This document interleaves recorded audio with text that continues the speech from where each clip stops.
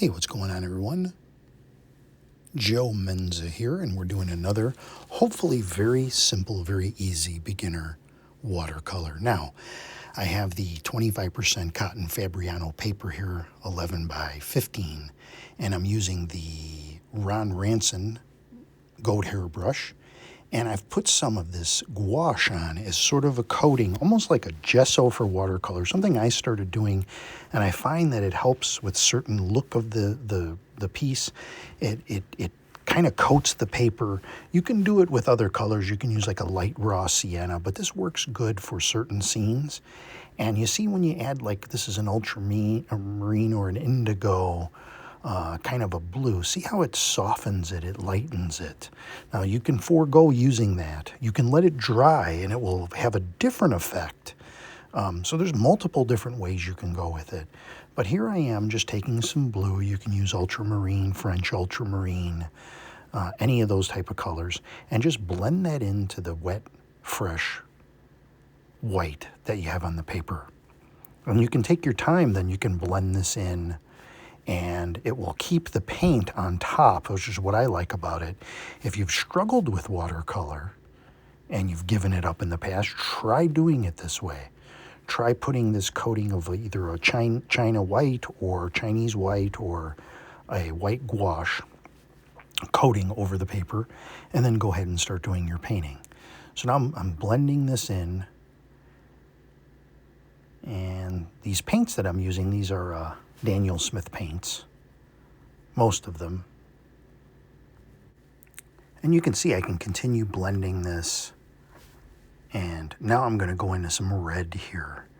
Thinking about making sort of this is just for the background, this is like the backdrop, and then we'll paint over this. So you could dry each layer with a hair dryer. I'm not doing that. I'm trying to, keep everything condensed in a time, but I'll tell you that you can do it. And you take sort of a red here, like a pyrrole red or a crimson or ultramarine, whatever. Add a little yellow to that. It'll create an orangey effect. It might give you a little sense of a autumn backdrop. And just kind of dab it in there. Just make shapes. Don't try to make it really look like anything. Make it look sort of, an ambiguous type look, or, that kind of thing. And this is just going to dry. It's going to blend in with that white that's already there. And then we're kind of going to go for the center here. We'll have our focal point sort of in the center. I'm going to grab some burnt umber, some different browns. You can use some different browns for this. I find brown is a good for like a path color, because you don't want to use black like you're walking on blacktop or soil. Sort of like a clay, that kind of thing. And make it just go from smaller to larger, just kind of using your brush strokes going from small to large, almost to the width of the paper, or at least half the width. So it's like a triangle kind of a thing. And then I'm going to take some greens here, and I have green and yellow, and I have undersea green, which I really like from Daniel Smith. It gets you where you're going really fast. I like convenience colors. I don't really like doing a lot of mixing, although I will mix, but it's just not something that I want to have to do too much with. I like to kind of dance around the palette. So we're bringing the green right up to the path edges, and it'll kind of make that blend in. Now, if you go too far, you can always expand your path once again. See, like this. So we grab a little bit more brown. Now, for a lot of people that don't really like using these bigger brushes, maybe you're having an issue with them, they work great like for stuff like this. Even you can dip into some burnt umber and just go straight up, and you can make trees like this just like super fast. But I also like using a good stiff fan brush, and I'll show you that in a minute. They're so versatile of a brush. Now I'm taking a plastic palette knife here. You can use a credit card if you don't have one of these. I like this. I like having the plastic palette knife, and then you use that to scrape in the tree trunks. And it gives it a source of light, breaks up the paint a little bit, and it makes it look like tree bark. Now I'm taking this is just my little rigger brush Found a very narrow one at Michael's, and it makes very fine. Just kind of wiggle it a little bit. Makes very fine branches. And do as many of these as you like. Again, I want to keep this down on time. So it's not really a follow along. I don't do follow along videos. I would rather you use them as a reference and just kind of watch through first. Then you can do another watch through and kind of follow it and pause it. But try to do it more spontaneously rather than, and try not to do, exactly what I'm doing. Let it happen. So I'm just throwing some sticks in the back here too. Doesn't really matter if they cross over the other branches because they could be behind. Now here's the fan brush I was telling you about. I like the fan brush because I do like using half pans, and I can dig into them half pans with these fan brushes better than the bigger brushes. So that's the only problem with that I have. And if it wasn't for the fact I started with it and I wanted to do demos, I'd probably just use the fan brush. They're just, like I say, so versatile. You can carry a couple of sizes, and you can do really the whole painting with them. So I'm going to do some more grass. And the other thing is, if you're having trouble with how much water that the Hake or Hake brush uses, then you can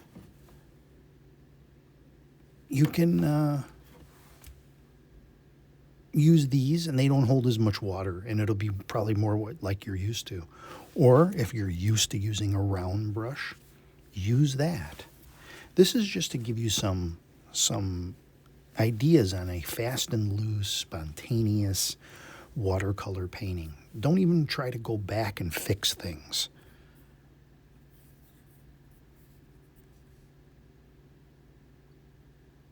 It's just not worth it. Just go on to the next painting. You look at something, accept that there is a flaw. I mean, unless it's something really major and bothering you, but here I'm not doing that. I'm kind of just letting it go, and I'm just accepting it for what it is. Because there's always things you're going to want to fix in the painting. Let those things stand on their own, because you know what? The person looking at it probably isn't going to even notice it. They probably will not notice it. You want to be painting. You don't want to be fixing. You're not really a fixer. I've done that. Believe me when I tell you, I've tried to fix paintings and go over them. I have bins of paintings that I fussed over. Well, it didn't do me any good. So you want to be a painter, not a repair person. So just paint. Go on to the next one. Paper is not too expensive, and it has a back side. You can flip it over and you can paint on the back. This paper works out about 50 cents a sheet. Now, if you're using the cotton paper, after you practice for a while, cotton paper is the way to go. It's the cream of the crop of all papers. But this is 25%, so we're getting, a little taste of it here. If you could afford to go out and get Arches or Stonehenge or, Saunders, there's a lot of cotton papers out there that are good. Well, Winsor & Newton makes a good one. And I was just actually at Hobby Lobby. I noticed they had a 30% cotton hot press paper. So here I'm just flicking in a few more branches. And I'm going to scrape it now to break up this paint and to create little sources of light. I took my thing and I scraped in my palette knife and scraped in a few more rocks. I'm going to darken this back here. Just kind of glancing over the whole thing with my eyes. You see how that reddish backdrop it created? There's not even leaves on the trees, but it almost kind of gives the illusion that there is. And I'm just going to touch up this path a little more. I think what I want to do here is throw a couple of figures in here. See the fan brush? I can use the corner of it. I can have, some different sizes.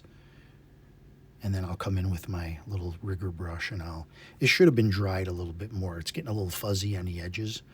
I should have let this dry or break out the hair dryer more before I put the figures in here. But that's okay. Again, this is a demo to show you easy ways of doing this.